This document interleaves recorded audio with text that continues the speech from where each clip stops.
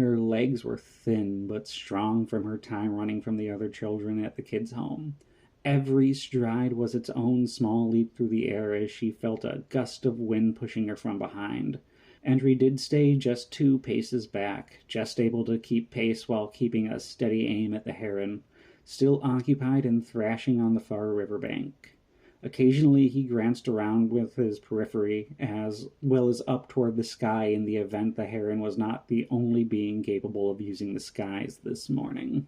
Kiara quickly found the boat as they ran, not having to adjust her direction whatsoever as she quickly found herself ankle, then knee-deep in the muck of the riverbank. She pushed through the reeds 2 long steps from the small dinghy when she realized she was entirely stuck.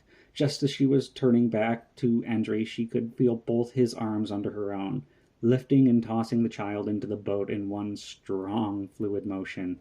The dinghy rocked and dislodged itself from the mud as Kiara landed with surprising grace, leaning into the side as the thick, wet sediment cushioned the force of her impact.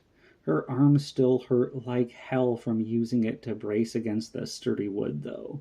A second after she landed, there was a trio of near-simultaneous thumps as a spear, pole bag, then a rifle found their resting place along Kiara after being thrown by Endry with the same precision. Another second later, Endry was pushing their transportation deeper into the water, pushing himself into the boat with the last of his unsound, muddy footing, his feet finding the wooden flooring. Endry held out his hands to the side in a gesture to steady himself, gradually lowering himself to a sitting position across from Kiara as the boat found its balance.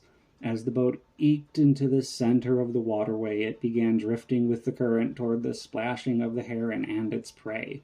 Kiara stumbled to find a paddle. It was hiding just under where Endry had landed.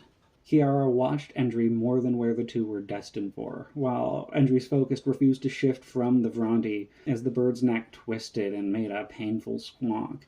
He could see now what the bird had been attacking. Amongst the splashes and water being thrown about, there was an unmistakable shine at its center.